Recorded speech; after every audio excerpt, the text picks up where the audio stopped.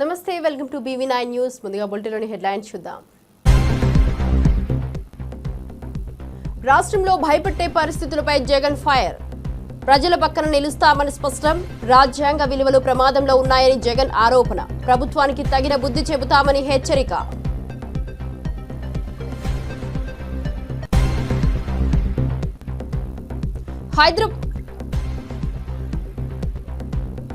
హైదరాబాద్ ను పరిశ్రమల హబ్ గా మార్చబోతున్నామన్న రేవంత్. యువతకు ఉద్యోగాల కోసం పరిశ్రమల ప్రణాళికలు, పారిశ్రామిక అభివృద్ధితో తెలంగాణకు ఉజ్వలత. ఆర్థిక వ్యవస్థను బలోపేతం చేయనున్న రేవంత్. మల్లన్న సాగర్ నీటి విడుదలపై బీఆర్ఎస్ ఆగ్రహం. నీరు లేకపోతే భారీ ఆందోళన చేస్తామని హెచ్చరిక. రైతులపై ప్రభుత్వం నిర్లక్ష్యం చేస్తున్నదన్న విమర్శ. ప్రతాప్ రెడ్డి డిమాండ్తో కేసు మళ్లీ హీట్.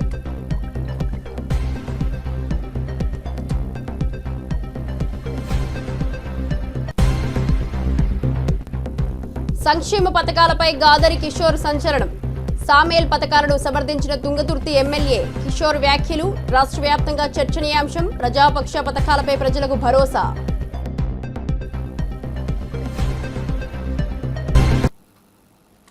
డీటెయిల్ చూస్తే రాష్ట్రంలో రెడ్ బుక్ రాజ్యాంగంతో భయానక పరిస్థితులు నెలకొన్నాయని వైసీపీ అధినేత జగన్ ఆందోళన వ్యక్తం చేశారు. రాజ్యాంగ మనుగడ ప్రశ్నార్థకంగా మారిందన్నారు. రాష్ట్రంలో ఏకైక ప్రతిపక్ష పార్టీగా వైఎస్ఆర్సీపీ ఉంటుందని, ఎవరికి ఏ కష్టం వచ్చినా ముందుకొచ్చి స్పందిస్తున్నామని జగన్ చెప్పారు. ప్రజల సమస్యలపై వైఎస్ఆర్సీపీ యాక్టివ్గా స్పందిస్తూ ప్రభుత్వంపై ఒత్తిడి పెంచుతుందని పేర్కొన్నారు. జగన్ వ్యాఖ్యలు రాజకీయ వర్గాల్లో చర్చనీయాంశంగా మారాయి. సెన్సార్ బోర్డులో దానికి ఎందుకు పర్మిషన్ ఇవ్వాలా? డైలాగులు తీసేయండి. ఇంకా బాలకృష్ణ సినిమాలో, పవన్ కళ్యాణ్ సినిమాలు చూస్తే ఇంకా పెద్ద పెద్ద డైలాగులు కనిపిస్తాయి. నాకు ఇప్పుడే ఇక్కడికి వచ్చి ప్రెస్ మీట్కి ముందు శ్రీహరి నాకు చూపించినట్టు కొన్ని డైలాగులు, ఆ సినిమా డైలాగులు, వాళ్ళ సినిమా డైలాగులు చూస్తే ఇంకా దారుణమైన డైలాగులు.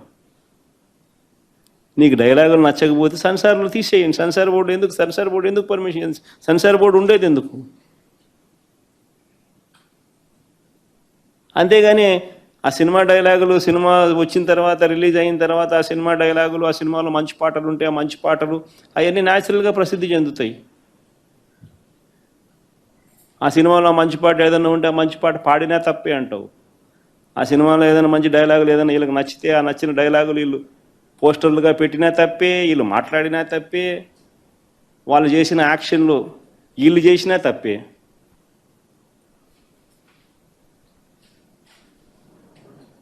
వాళ్ళు ఇలా అన్నా తప్పే, వాళ్ళు ఇలా అన్నా తప్పే.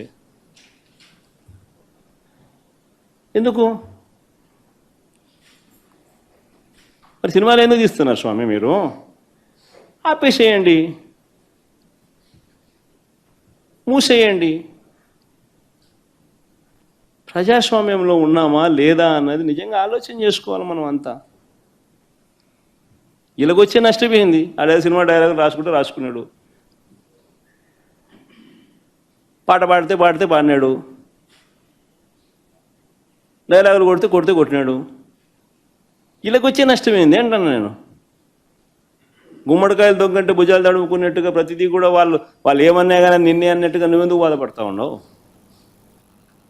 కేంద్ర మంత్రులు తెలంగాణకు చేసిందేమీ లేదని, రాష్ట్ర అభివృద్ధి కాంగ్రెస్ పాలనలోనే సాధ్యమవుతుందని చామల కిరణ్ కుమార్ రెడ్డి భువనగిరి ఎంపీ విమర్శించారు. తెలంగాణ అభివృద్ధి కోసం కేంద్రం తీసుకుంటున్న చర్యలు సరిగా లేవని, ప్రజలకు నష్టమే జరుగుతోందని ఆవేదన వ్యక్తం చేశారు.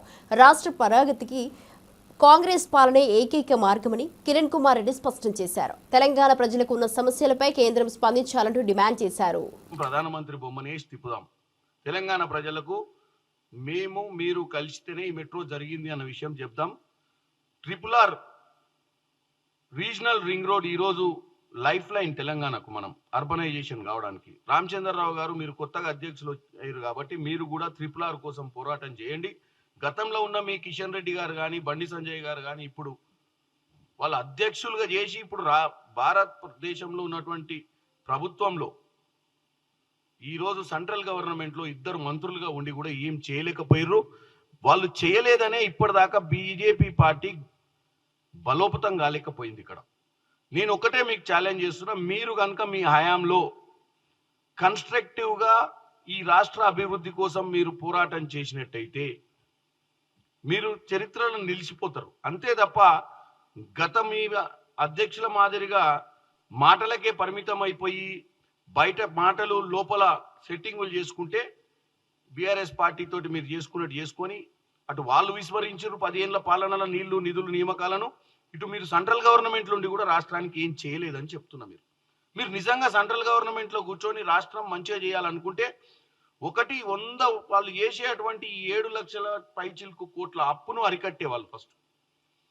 ఒక రాష్ట్రాన్ని దోసుకొని పోతుంటే కూడా నిమ్మకు నీరెత్తినట్టు మీ ఢిల్లీలో మీ దగ్గర అన్ని ఏజెన్సీస్ ఉండి కూడా దాన్ని నియంత్రణ చేయలేదు. ఎన్ని కంప్లైంట్లు మేము పెట్టినా ఇవాళ మళ్ళీ మీరు అధ్యక్షునికి వచ్చి ఇవాటి నుంచి మీరు వచ్చి రాష్ట్ర వ్యాప్తంగా తిరిగి రాష్ట్రంలో ఉన్నటువంటి విశాఖ మెడ్టెక్ జోన్ కు ముఖ్యమంత్రి చంద్రబాబు కొత్త రూపం తీసుకొచ్చారని వైద్య ఆరోగ్య శాఖ మంత్రి సత్యకుమార్ ప్రశంసించారు. విశాఖ గీతం మెడికల్ ఇన్స్టిట్యూట్ లో ఎమర్జెన్సీ డిపార్ట్మెంట్, ఆధునిక ఆపరేషన్ థియేటర్లను ప్రారంభించారు. గీతం మెడికల్ అత్యాధునిక వైద్య సదుపాయాలు అందిస్తోందని సత్యకుమార్ కితాబిచ్చారు. ఆపరేషన్ థియేటర్లు, ఐసీయూలు అత్యుత్తమంగా ఉన్నాయని, అభివృద్ధి కార్యక్రమాలు ప్రజలకు మరింత మెరుగైన వైద్య సేవలను అందించడానికి ఉపయోగపడతాయని అభిప్రాయపడ్డారు.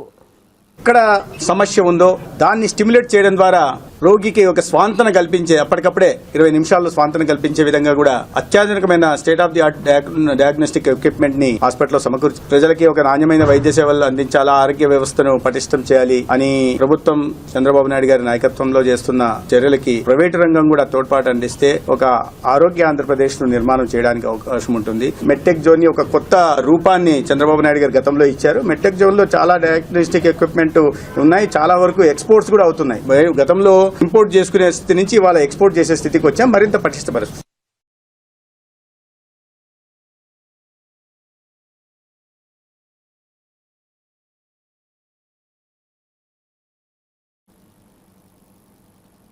సంక్షేమ పథకాలను చూసి ఓర్వలేకనే గాదరి కిషోర్ చిల్లర మాటలు మాట్లాడుతున్నారని తుంగతుర్తి శాసనసభ్యులు మందుల సామేల్ విమర్శించారు. పథకాలు ప్రజల జీవితాల్లో మార్పులు తీసుకువస్తున్నాయని, వాటిపై విమర్శించడం నిరాధారమని ఆయన అన్నారు.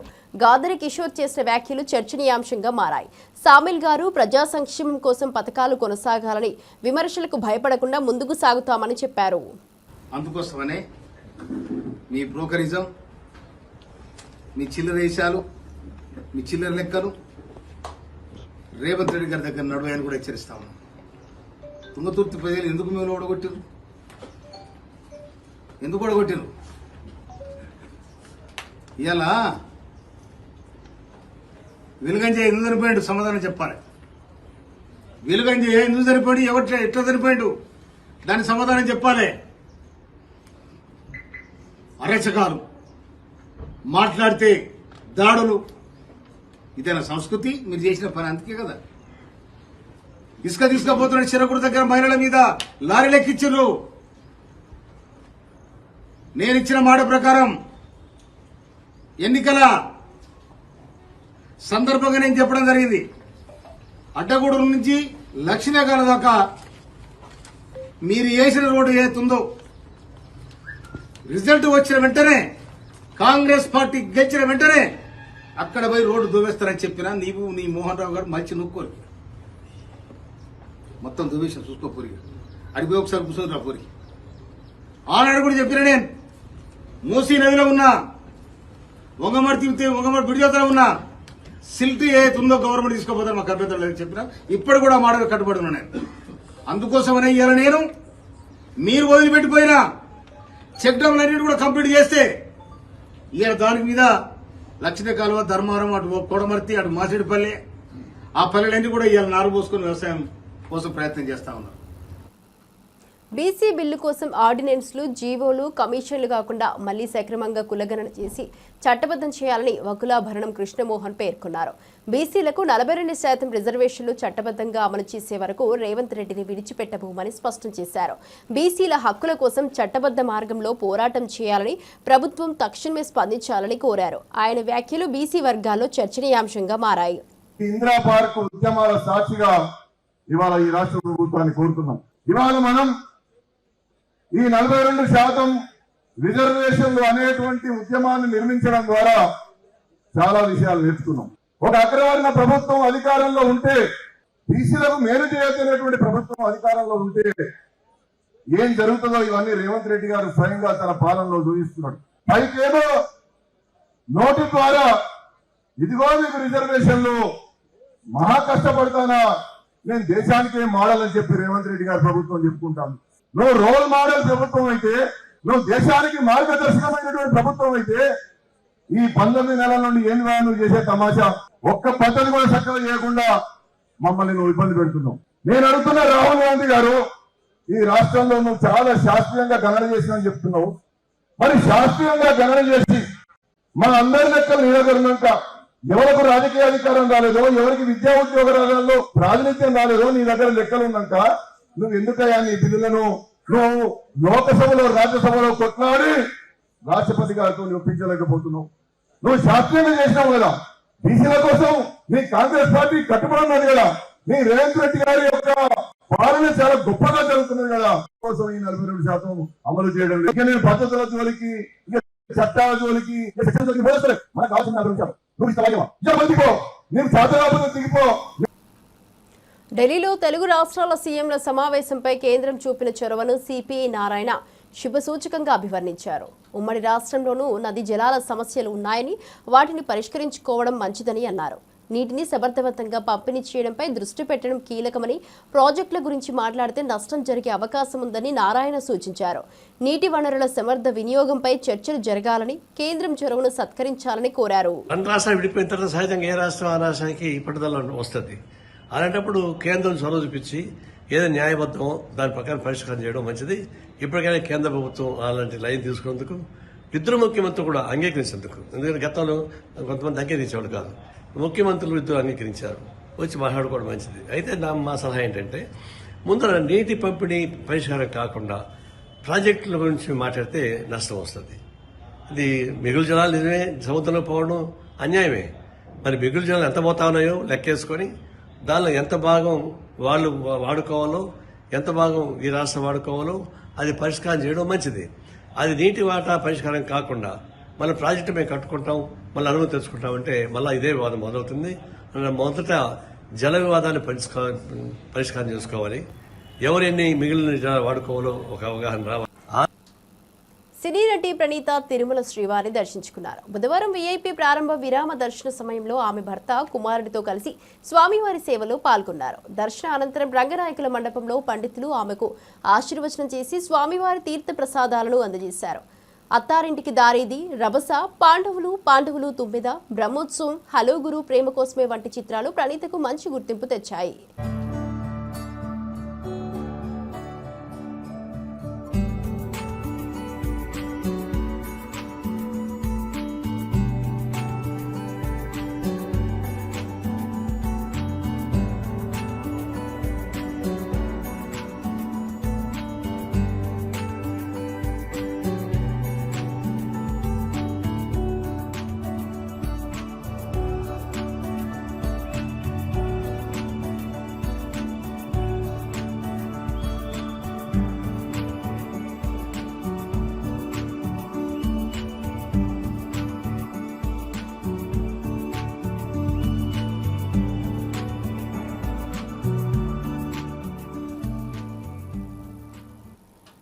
ఉప్పల్ నారపల్లి ఎలివేటెడ్ కారిడార్ పనులను దసరా నాటికి పూర్తి చేసి ప్రజలకు అందుబాటులోకి తీసుకొస్తామని మంత్రి కోమటిరెడ్డి వెంకటరెడ్డి తెలిపారు. స్థానిక ఎమ్మెల్యే బండారు లక్ష్మారెడ్డి అధికారులతో కలిసి పనులను పరిశీలించారు. 2017లో ప్రారంభమైన ఈ వంతెన నిర్మాణం మధ్యలో ఆగిపోవడంతో వాహనదారులు ఇబ్బందులు ఎదుర్కొంటున్నారు. గాయత్రి సంస్థ పనులను పూర్తి చేయలేకపోవడంతో మరో సంస్థకు అప్పగించారు.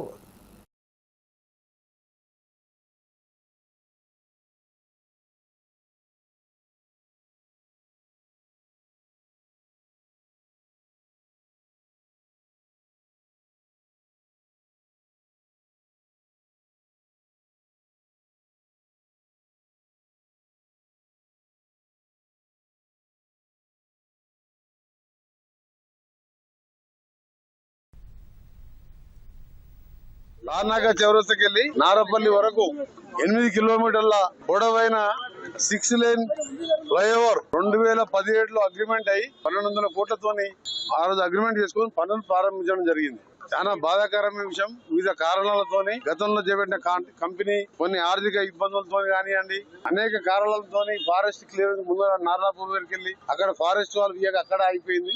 ఎట్టకేలకు మా ప్రభుత్వం వచ్చిన తర్వాత నేను ఎంపీ మినిస్టర్ అయిన తర్వాత నాకున్న పరిచయాలతోని గడ్కరీ గారితో ఒప్పించి గతంలో చేపట్టిన company Gayatri construction company NCLT లో ఉండి ఆర్థిక ఇబ్బందులతో కంపెనీ ఉన్నప్పుడు మళ్ళా వేరే R&D కన్స్ట్రక్షన్ వాళ్ళతో మాట్లాడిపించి గడ్కరీ గారి సమక్షంలో ఒక 3 సార్లు సమావేశం ఏర్పాటు చేసి బాపిరెడ్డి గారు అనే మంచి కాంట్రాక్టర్ కు ఇప్పించి దాన్ని ఇవాళ పనులు కూడా వేగవంతం చేయడం జరిగింది. ఒకటే టార్గెట్ పెట్టుకున్నాం, మా కాంట్రాక్టర్ కు మా ఇంజనీర్లకు చెప్పడం జరిగింది, దీన్ని వచ్చే దసరా లోపే ఓపెన్ చేయాలని. దసరా నాటికి దీని ప్రజలకు సౌకర్యం కల్పించడం, దీన్ని ఓపెన్ చేయడం జరుగుతుందని చెప్పి జరుగుతుంది.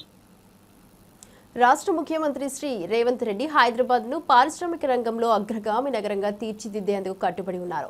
ఈ క్రమంలో పారిశ్రామిక అభివృద్ధికి అవసరమైన మౌలిక సదుపాయాలు, పెట్టుబడులు, ప్రభుత్వ ప్రోత్సాహకాలు అందించేందుకు ప్రణాళికలు రూపొందిస్తున్నారు. పారిశ్రామిక ప్రగతిలో హైదరాబాద్ కీలక పాత్ర పోషించాలని, యువతకు ఉద్యోగ అవకాశాలు పెరగాలని ఆయన ఆకాంక్షించారు. పారిశ్రామిక వృద్ధి ద్వారా నగర ఆర్థిక వ్యవస్థను బలోపేతం చేసేందుకు ఆయన ప్రత్యేక దృష్టి పెట్టారు. ఈ మధ్య బయోఫార్మసైడ్ కానీ ఇతర పరిశ్రమలను ఆకర్షించడంలో కూడా తెలంగాణ రాష్ట్ర ప్రభుత్వం అన్ని రాష్ట్రాల కంటే ముందుండి ఈరోజు తెలంగాణ రాష్ట్ర ప్రభుత్వం కర్ణాటకతోనో ఆంధ్రప్రదేశ్తోనో లేకపోతే మహారాష్ట్రతోనో ఇతర రాష్ట్రాలతో పోటీ పడడం కాదు, ప్రపంచ దేశాలతోనే పోటీ పడాలని ప్రపంచంలో ఉన్న అధునాతనమైన విధానాలను పరిశ్రమలను ఇక్కడికి ఆహ్వానించాలని Telangana Rising 2047. We wanted to dedicate our policy on December 9, 2025. That is Telangana Rising 2047. Our target is 2035. We wanted to reach $1 trillion economy from Telangana state. We wanted to achieve by 2047 $3 trillion economy of this country. Government of India is targeted for $30 trillion economy by 2047. We wanted to contribute ourselves 10% of the Indian government economy. So we wanted to make sure our policies, our permissions, our infrastructure, we wanted to develop up to the mark. We wanted to create a China plus one country. Now the entire world after COVID, they are searching for China plus one country. They wanted to shift their investments. They wanted to take one more place to produce their whatever their investments and their production. Now Taiwan is the place, but Taiwan is a spillover. Now everyone is focusing China plus one. Most of the investors are looking towards India. But my point is, I wanted to create alternate China plus one in Telangana state, Hyderabad. So that is why we are working hard to create an atmosphere and infrastructure and policies. I need your support. Mallanna Sagar నుండి నీటిని విడుదల చేయాలని, వానాకాలం పంటలకు మల్లన్న సాగర్ జలాలను Kodakandla canal నుండి కూడవెల్లి వాగులోకి విడుదల చేయాలని బీఆర్ఎస్ పార్టీ నియోజకవర్గ ఇన్ఛార్జ్ వంటేరు ప్రతాప్ రెడ్డి డిమాండ్ చేశారు. కాంగ్రెస్ ప్రభుత్వాన్ని విమర్శిస్తూ నాడు కేసీఆర్ గారు పంట సమయానికి నీటిని అందించారని, ప్రస్తుతం రేవంత్ ప్రభుత్వం రైతులను నిర్లక్ష్యం చేస్తోందని అన్నారు. 3 రోజుల్లో నీటిని విడుదల చేయకపోతే మాజీ మంత్రి హరీష్ రావు నేతృత్వంలో పెద్ద ఎత్తున ఆందోళన చేపడతామని హెచ్చరించారు. తెలంగాణ ఉద్యమాలు చేసి రాష్ట్రాన్ని సాధించింది. తెలంగాణ రైతాంగానికి గోదావరి జలాలు పంపిణీ చేయాలని, కాళేశ్వరాన్ని నిర్మాణం చేసి పెద్ద ఎత్తున సిద్దిపేట జిల్లా, కరీంనగర్ జిల్లా, వరంగల్ జిల్లా, ఖమ్మం జిల్లా, ఇటు నిజామాబాద్ జిల్లా, అటు మన మెదక్ జిల్లా, ఇక్కడ పక్కనే ఉన్నటువంటి హైదరాబాద్కి సాగునీరు, తాగునీరు, ఇండస్ట్రియల్కి ఇవ్వాలన్నటువంటి తలంపుతోని పెద్ద ఎత్తున 90,000 కోట్లు ఖర్చు పెట్టి కాళేశ్వరం ప్రాజెక్టు నిర్మాణం చేస్తే రేవంత్ రెడ్డి గారు కేసీఆర్ గారిని బద్నాం చేసే ప్రయత్నం చేస్తూ ఉన్నారు. రైతుల మీద కక్ష తీసుకునే ప్రయత్నం చేస్తూ ఉన్నారు. ఈ ప్రాంతంలో ఉండే రైతాంగానికి నీళ్లు ఇవ్వాల్సింది కేసీఆర్ గారి ప్రభుత్వం ఇచ్చింది. కేసీఆర్ గారి ప్రభుత్వం ఇలా రేవంత్ రెడ్డి గారు కక్ష బట్టి నీళ్లు ఇవ్వట్లేదు. దానిలో భాగంగానే ఇవాళ మేము ఇక్కడికి వచ్చినాం. గోదావరిలో లక్షల క్యూసిక్ల నీరు వరదలో కలిసిపోతుంది, సముద్రంలో కలిసిపోతుంది. ఆ నీళ్లు కన్నేపల్లి పంపు స్టార్ట్ చేస్తే మేడిగడ్డ, సుందిర్లా నుంచి నీళ్లు వచ్చి మరి ఇక్కడ ఎల్లంపల్లి కానీ, మిగ్మానేర్ ద్వారా కానీ, మరి అన్నపూర్ణ కానీ, రంగనాయకుల సాగర్ కానీ, మల్లన్న సాగర్, కొండపోశమ్మ సాగర్లో కెనాల్స్ ద్వారా లక్షల ఎకరాలకు నీళ్ళు ఇచ్చినటువంటి గత ప్రభుత్వం. మరి ఈ ప్రభుత్వం వచ్చినాక ఎవరికి నీళ్ళు ఇవ్వట్లేదు, రైతుల్ని మోసం చేసే ప్రయత్నం చేస్తూ ఉంది. దానిలో భాగంగానే ఇలా మేము రైతులతో కలిసి టీఆర్ఎస్ పార్టీ, బీఆర్ఎస్ పార్టీ నాయకత్వంలో మరి హరీష్ రావు గారి ఆదేశాల మేరకి మరి పెద్ద ఎత్తున ఇక్కడ ధర్నా చేపట్టినాం. మరి భవిష్యత్తులో కూడా మరి 2-3 రోజులలో ప్రభుత్వం వెంటనే స్పందించకుంటే మేము హరీష్ రావు గారి నాయకత్వంలో మల్లన్న సాగర్ గేట్లు ఓపెన్ చేస్తాం. వేలాది మంది రైతులతో అలా కూడా వినకపోతే ప్రభుత్వం మా మీద ఏదైనా కేసులు పెట్టాలని ప్రయత్నం చేస్తే రాజీవ్ రహదారిని 10,000 బైకులతోని దిగ్బంధం చేస్తాం. వంట వార్పు కార్యక్రమాన్ని ఏర్పాటు చేస్తాం. ప్రభుత్వం దిగిరి వచ్చే వరకు పోరాటం చేస్తాం.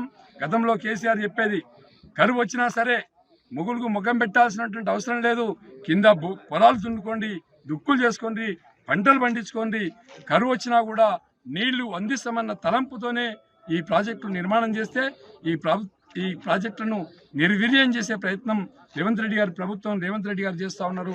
కాబట్టి మేము వెంటనే ఈ నీళ్లు ఉన్నాయి, అలా మల్లన్న సాగర్లో నీళ్లున్నాయి, కొండపోచమ్మ సాగర్లో ఉన్నాయి, అన్నాపూర్ణలో నీళ్లున్నాయి, పక్కనే ఉన్నటువంటి రంగనాయక సాగర్లో నీళ్లు.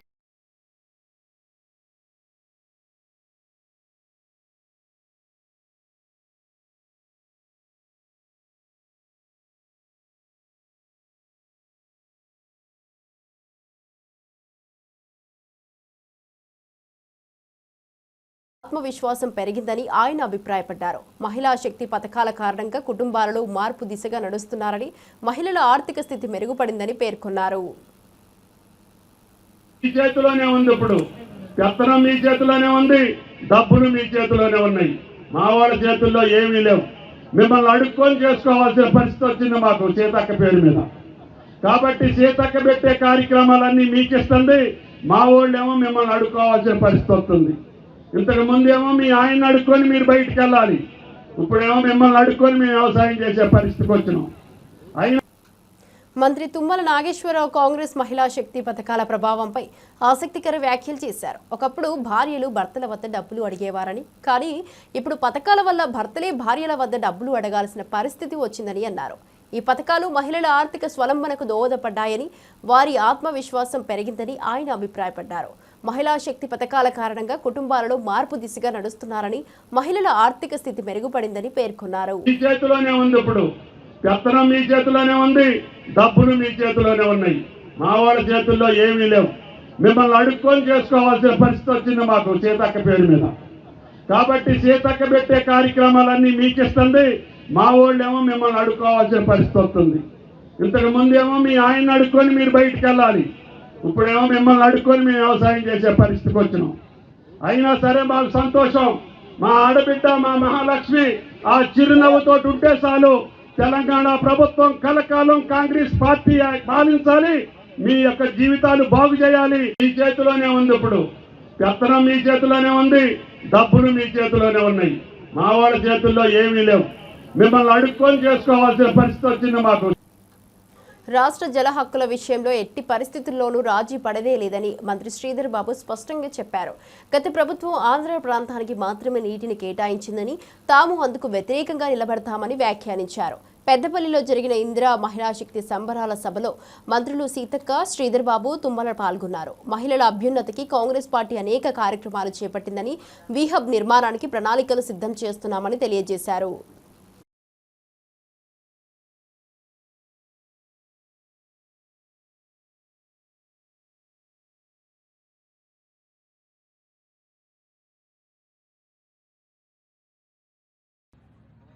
పది సంవత్సరాల నుంచి ఆంధ్ర ప్రాంతాలకు నీరు అందియాలని ఆలోచన చేసిన ఆనాడున్న ముఖ్యమంత్రి గారు, ఆనాడున్న టీఆర్ఎస్ ప్రభుత్వం ఈరోజు వారు ఏది చేయనట్టు మాట్లాడుతూ ఉన్నారు.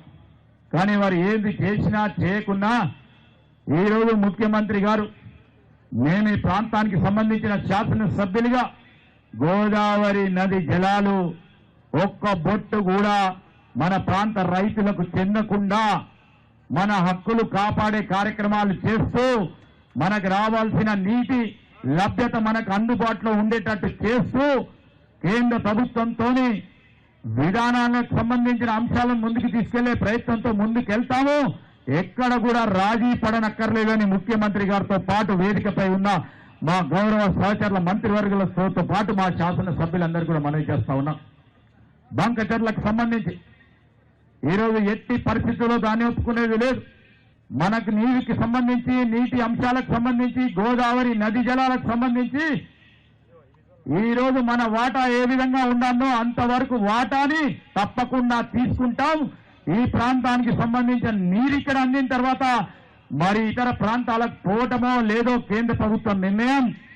ఈరోజు మనం వారు చేసినట్టు కాళేశ్వరం ప్రాజెక్ట్ ఏమో ఈడ కడతారు, ఇతర ప్రాంతాలకు పోవడానికి మాకేం ఇబ్బంది లేదు. కానీ కాళేశ్వరం పరిసరాల ప్రాంతాలకు సంబంధించి ఈరోజు అటున్న మంత్రిని కానీ, ఇక్కడున్న పెద్దపల్లి కానీ, పక్కనున్న రామగుండం కానీ ఎక్కడ కూడా ఒక నీటి బొట్టు కూడా ఇవ్వకుండా కాళేశ్వరం ప్రాజెక్టు 1,00,000 కోట్ల రూపాయలతో కట్టి వారు ఎక్కడికి తీసుకెళ్లే కార్యక్రమం చేసిండ్రో చూసి, కూలిపోయిన డ్యాంలకు సంబంధించి ఈరోజు గొప్పగా మాట్లాడుతూ ఉన్న ప్రాంతాలకు పోవటమో లేదో కేంద్ర ప్రభుత్వం నిర్ణయం. ఈరోజు మనం వారు చేసినట్టు కాళేశ్వరం ప్రాజెక్ట్ ఏమో ఈడ కడతారు, ఇతర ప్రాంతాలకు పోవడానికి మాకేం ఇబ్బంది లేదు. కానీ కాళేశ్వరం పరిసరాల ప్రాంతాలకు సంబంధించి ఈరోజు అటున్న మంత్రిని కానీ, ఇక్కడున్న పెద్దపల్లి కానీ, పక్కనున్న రామగుండం కానీ ఎక్కడ కూడా ఒక నీటి బొట్టు కూడా ఇవ్వకుండా కాళేశ్వరం ప్రాజెక్టు 1,00,000 కోట్ల రూపాయలతో కట్టి వారు ఎక్కడికి తీసుకెళ్లే కార్యక్రమం. ఇవి ఇప్పటివరకు బులెటిన్ అప్డేట్ చూస్తూనే ఉండండి BV9 న్యూస్.